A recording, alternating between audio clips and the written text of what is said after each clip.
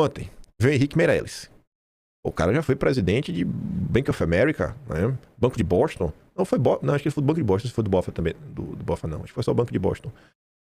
E presidente do Banco Central, né? Não dá pra falar que o Henrique Meirelles não tem um conhecimento profundo de economia. Aí, quando as pessoas te dizem que no Brasil existe uma classe de rentistas e basicamente sequestra o teu dinheiro através da dívida, né, com a Selic a 15%, e às vezes tu fica assim, não é possível, será que é verdade mesmo? Será que tem uma espécie de gangue da Selic? Olha o que o Henrique Meirelles fala. Petróleo adiciona um choque inflacionário em escala mundial no desafio do Banco Central de definir o juro.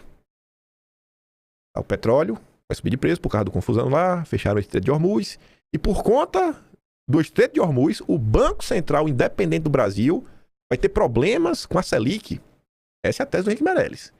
Incertezas são parte da rotina das autoridades monetárias na hora de decidir sobre juros. A questão nesse caso em particular é o choque de preços, né? É que o choque de preços é muito recente. Antes, havia uma convicção de que a Selic estava em lento recuo. É só um pouquinho. O que permitiria alguma redução na taxa Selic. Atualmente está em 15%. É para 14,9%. Agora, o Banco Central tem de lidar com a perspectiva de petróleo mais caro por tempo indeterminado e sem ter ainda à disposição indicadores suficientes para calcular os efeitos futuros na inflação. Em síntese, o Henrique Meirelles está falando que por conta do aumento do preço do petróleo, o Banco Central não pode baixar a Selic porque a inflação vai aumentar. Só que tudo na vida, né, nada na vida é muito simples, ainda mais quando envolve política. Tudo na política tem suas complexidades. Gente, não existe só um tipo de inflação. Existem vários tipos de inflação. Por exemplo, tem inflação de demanda. O que é inflação de demanda? Quando todo mundo começa a comprar um produto, né, demanda e oferta, e aí o produto fica escasso. Não tem ninguém comprando. Senão, os poucos que produzem, querem falar, tá em falta no mercado, eu vou botar o preço mais alto. Isso é um tipo de inflação. Outro tipo de inflação é inflação estrutural, que é esse caso. Cara, foi o Estreito de Hormuz que está fechado. O que é que alterar a Selic no Brasil vai impactar no preço do petróleo internacional? Em nada. Porque qual é a tese da Selic? Você aumenta a taxa de juros para você desestimular o consumo. Tu acha que as pessoas vão deixar de usar gasolina? Vão deixar de usar diesel? Vamos fazer menos entregas de comida. Vamos deixar o povo passar um pouquinho de fome. Isso não existe. Você não consegue lidar com inflação de oferta.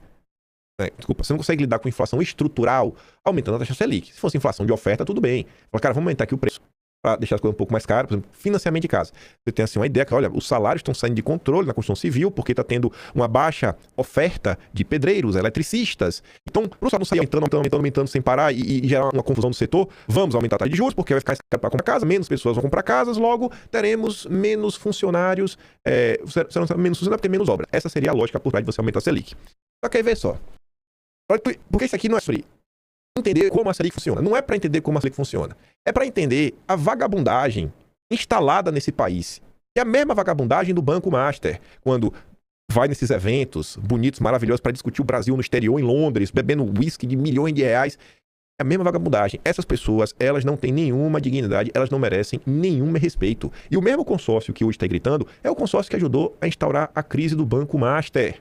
O Paquito, ele pode não ter sido alçado pelo consórcio, mas as pessoas que o Paquito manteve relações financeiras, contratou salários de centenas de milhões, essas pessoas poderiam estar fora da máquina pública se o consórcio fosse honesto.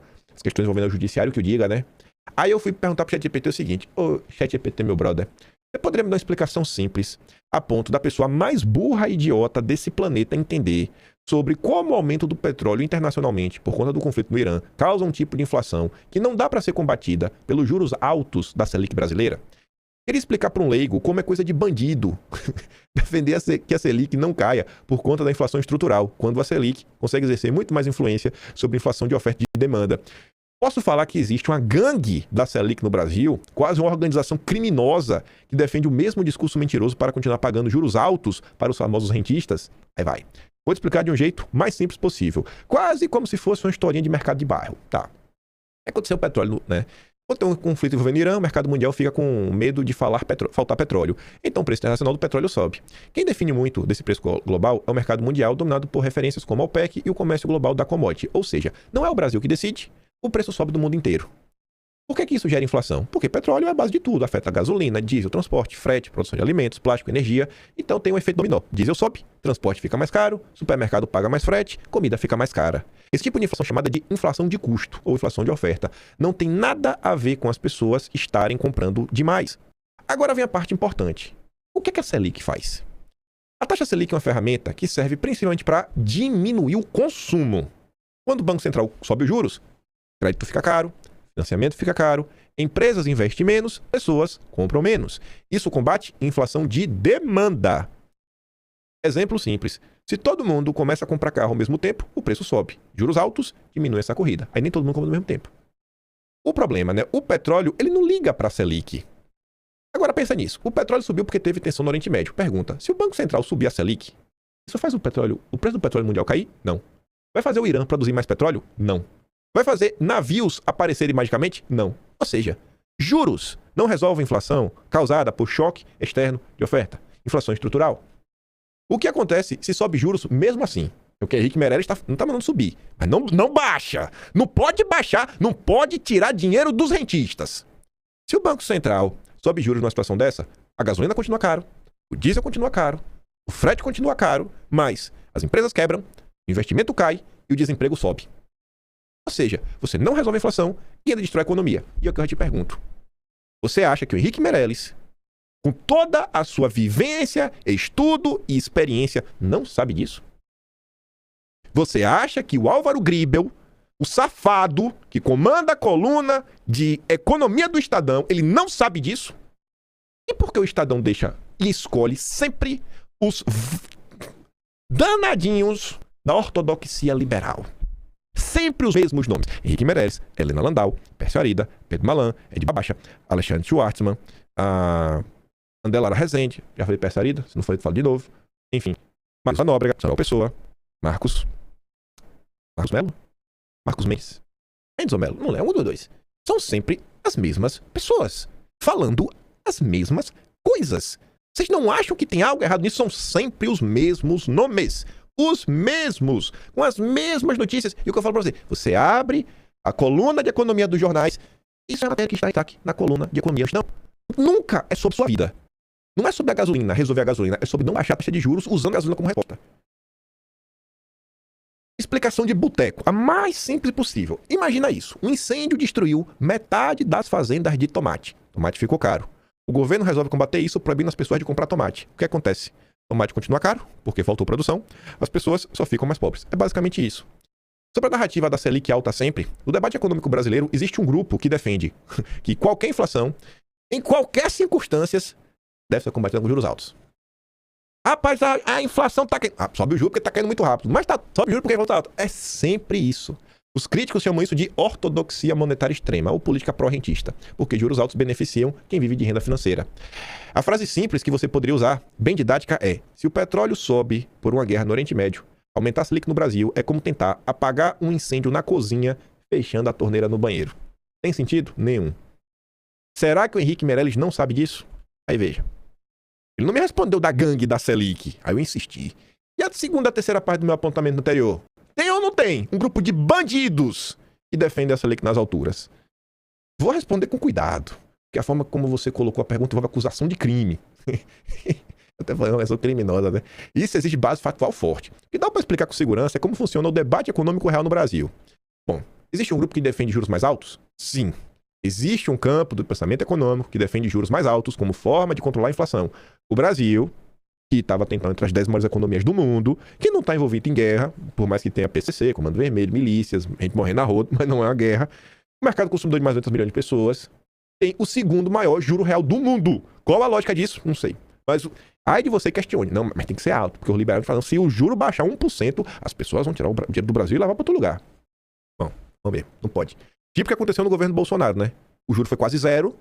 E eu vi todo mundo tirando dinheiro do Brasil, né? No Brasil isso aparece em economistas de banco, tipo Henrique Meirelles. O Mansueto, né? O Mansueto, que querem colocar como a gente tá falando do Flávio Bolsonaro. É mesmo, é cada Mansueto isso daqui. Do Montezano também, né? Economista de banco. Paulo Gala. Não sei bem que o Paulo Gala é até crítico desse negócio aqui. É só porque o Paulo Gala é economista de banco, era economista-chefe do Banco Mais. O pior é que o Paulo Gala nem é 100% favorável dessa tese. Mas enfim, parte do mercado financeiro, a Farinha Lima, alguns acadêmicos, Parte da imprensa econômica, parte não, toda a imprensa econômica pensa dessa forma. Esse grupo normalmente apoia a atuação do Banco Central e a política de juros definida pelo Copom, influenciada pelo Boletim Focus, que é as especulações de 100 entidades membros aí do mercado financeiro que você não sabe nem quem é, mas são banqueiros.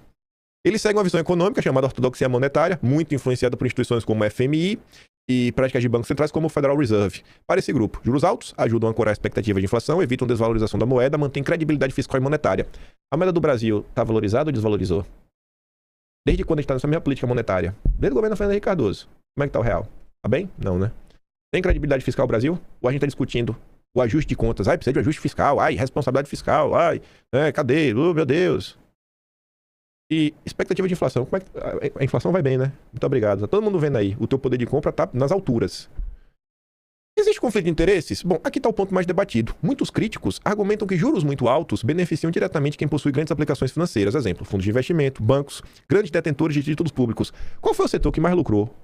Talvez em valores absolutos no governo Lula, porque em percentual de crescimento foi o setor financeiro. Vocês acompanharam ao longo dos anos, dos meses, né? Os trimestres, como foi o crescimento do Itaú, do Bradesco, do BTG. Maravilhoso. Que coincidência, né? E no momento que a Selic estava nas alturas, enquanto isso o vagabundo do Bolsonaro, que não é assim que tratam o Bolsonaro, como vagabundo, safado, covarde, frouxo, tem que morrer, não é isso que o povo quer de Bolsonaro? Enquanto isso, o Bolsonaro não só colocou a Selic lá embaixo, como ainda fez o Pix. E retirou bilhões daquelas taxinhas que o pessoal fazia. Maldito Bolsonaro, foi incomodar os banqueiros, por isso que os liberais não gostam de Bolsonaro. Quando a taxa Selic está alta, títulos do governo pagam muito, aplicações financeiras rendem muito, o custo da dívida pública sobe. É o que o Lula fez. E Bolsonaro, curiosamente, entregou a relação dívida-PIB menor, né? Esse Bolsonaro. Por isso, alguns economistas heterodoxos chamam isso de regime de juros altos, financiarização da economia. Para que trabalhar? Se dá para ganhar a vida sentado no sofá se você já é milionário. Isso significa que existe uma gangue da Selic? Bom, no sentido literal de organização criminosa, não é evidência documentada. O que é que existe? Disputa de interesses econômicos, disputa de escolas de pensamento econômico, lobby e influência política, que são comuns em praticamente todos os países. Grupos econômicos, naturalmente, defendem políticas que favorecem os seus interesses. Isso acontece também em debates sobre câmbio, impostos, subsídios, política industrial. Vamos falar de imposto, quando é do interesse?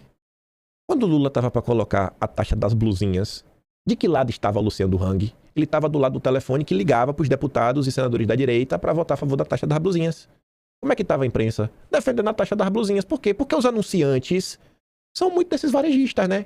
E não lembra das propagandas da Casas Bahia, do sertanejinho lá do Nordeste? Sei lá o nome do crime da Casas Bahia. A Magazine Luiza, do Lula Trajano, tá de que lado? É isso, né? Quem paga a banda escolhe a música. Deve ser por isso que a imprensa estava ajudando os seus patrocinadores. Por que a narrativa de juros altos persiste? Mesmo quando a inflação vem de choques de oferta, petróleo, alimentos, guerra, alguns economistas ainda defendem juros altos porque dizem que isso evitaria desvalorização cambial, repasse generalizado de preços, perda de credibilidade da política monetária. Os críticos dizem que isso pode gerar crescimento baixo de desemprego, transferência de renda para o setor financeiro. Como você poderia formular sua crítica sem exagero? Aí ele manda essa frase. Existe no Brasil uma coalizão entre o mercado financeiro, parte da imprensa econômica e economistas ortodoxos que defendem juros estruturalmente altos, mesmo quando a inflação é causada por choques externos de oferta. Essa política acaba beneficiando o setor financeiro e penalizando o crescimento econômico. Aí, o mesmo Estadão. Cláudio Adilson Gonçalves. Ele vai resumir a ideia que a gente aprofundou. O custo da cautela. O ideal é o Banco Central manter a estratégia já anunciada de redução gradual da Selic. Falou, tá tendo a guerra, ok, mas na boa, velho. O caminho certo é baixar os juros. Calípolo. Não vem de tititi, e não é assim. A escalada do conflito no Oriente Médio tende a provocar severos choques de oferta, pois ameaça cadeias produtivas e rotas comerciais. Depois podem vir os efeitos secundários desses choques, com a elevação de outros preços da economia. Por ora, porém, trata-se de um caso típico de choque de oferta, não de elevação de demanda. E assim deveria ser tratado pelo Banco Central. Não é que tá todo mundo comprando, a gente tem que desestimular o consumo, não. É um choque de oferta, é estrutural, lá longe, lá no Estreito de Hormuz. Esse tipo de inflação coloca a política monetária diante de um dilema. Reagir de forma excessivamente dura, que é manter a Selic alta, com juros elevados, que pouco fazem para resolver o choque de custos, ou adotar uma atitude mais amena e tolerar temporariamente uma inflação um pouco mais alta. Nesse contexto, seria prudente que o Banco Central evitasse reagir de forma precipitada. O ideal é manter a estratégia já anunciada de redução gradual da Selic. Claro, deve permanecer vigilante caso o choque de custos gere efeitos secundários, como pressões salariais mais disseminadas, ou um processo mais de indexação da inflação. Assim, Tu acha que esse conhecimento que esse cidadão aqui, esse Cláudio Adilson Gonçalves tem, o Henrique Meirelles não tem? Eu até fiquei surpreso do Estadão dar espaço pra esse tipo de narrativa, né? Porque aqui o liberal fala que é fake news, que não pode, meu Deus do céu. Então, assim, como tu perguntar, será que o escândalo do Banco Master não poderia ter sido minimizado? Não poderia ter sido evitado? E a gente volta ao mesmo problema, gente, que é o problema que afeta o Brasil em todos os setores. Se a imprensa tivesse feito a parte dela, o Lula estava eleito? Não. Se a imprensa tivesse feito a parte dela, Eduardo Bolsonaro estava exilado? Não. Alan dos Santos estava exilado? Não. Canais teriam sido fechados? Não. Os inocentes do 8 de janeiro seriam presos? Não. Mas a imprensa não tá para fazer a parte dela. Na maior parte do tempo, a imprensa tá para manipular. Resta fazer o quê? Conseguir ler, interpretar, obter informações. E essas discussões econômicas, principalmente as discussões econômicas, é realmente respirar, se questionar. Será que é isso mesmo? Será que não existe nenhum outro caminho a ser discutido? Porque não tem como você pegar o país de dimensões continentais chamado Brasil. Você tá vendo Banco Master, chinês na Bahia, inflação, comida, sabor comida, né? Porque agora toda comida é sabor. Biscoito sabor, chocolate. Sabor, não é de chocolate. Não é biscoito de chocolate, é biscoito sabor, chocolate. Virou piada isso, mas é a realidade. Aí você corta pra Petrobras. Magna diz que reajuste de 0,38 por litro do diesel chegará à bomba como 6 centavos. Tu acha mesmo? A Petrobras vai aumentar 38, mas pro consumidor você vai chegar a 6 centavos? Segundo a executiva, a estatal vai continuar acompanhando o mercado internacional e novas medidas podem ser adotadas. Ela negou a interferência do governo na decisão. E nos últimos dias a galera falando, não pode, meu Deus do céu, a Petrobras não pode o quê? Uma empresa estatal, ela não foi feita para dar prejuízo, óbvio. Ela também não precisa ficar dando lucro milionário, não. Se fosse Bolsonaro o presidente, se Bolsonaro falasse, vou na canetada baixar, não para a Petrobras dar prejuízo, porque a Petrobras, vou trazer números, por em 2024, vai ter algum ato que eu não sei qual. Ainda não garantiu o seu... Isso, porque a Petrobras, vou trazer números, por em 2024, vai ter algum ato que eu não sei qual.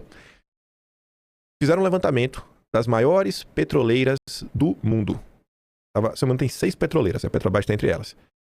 Todas privadas, e acho que uma era estatal, de outro país. Mas enfim, aí tava lá BP, ExxonMobil, a Saudi Aramco, tava lá, as principais. Aí o que a tabela mostrava?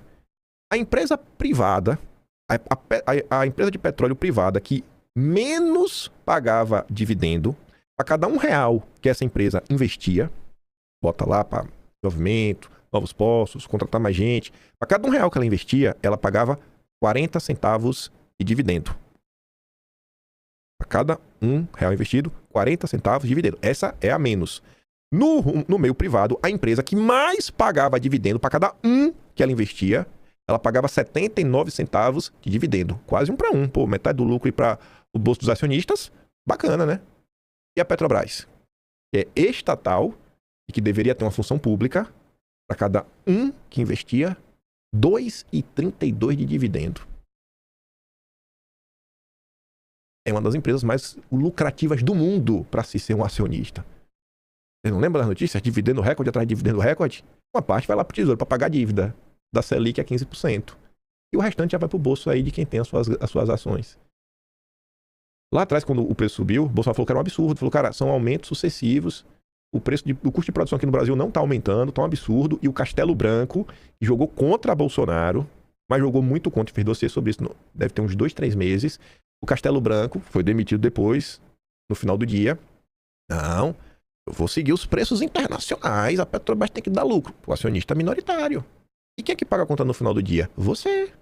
Você que está pagando aí gasolina acima de R$7. Tem lugar no Brasil que está acima de 8. E lugar lá no norte do país está acima de 9. Você acha que vai resolver um país desse jeito? Que nem vai dar pra falar, nem vai dar pra falar de eleição nem nada, mas encerrar o vídeo com essa imagem, né? Você pode acreditar nos seus olhos ou não. Você com certeza sabe como foi. Você viu. Eu acho que a maior parte de vocês tem pelo menos aí 30 anos. Vocês lembram dos anos 90? Os trancos e barrancos. Todo mundo aí nada. O avô de vocês, na maioria, tinha pelo menos uma casa. E hoje tu não sabe nem como é que tu vai ajudar o teu filho. Talvez nem tu ainda tenha a tua casa. Ainda esteja no aluguel tentando se virar. Aí tá ali. Nos anos 50, como era a vida, só uma pessoa trabalhava, família grande, cheia de filho, e agora tá assim, né? Indo no tablet, indo pizza, as contas somando ali da geladeira, ambos trabalhando, cansados. A raiz passa pela mesma coisa. Uma imprensa que não faz seu trabalho, a falta de politização das pessoas, tratar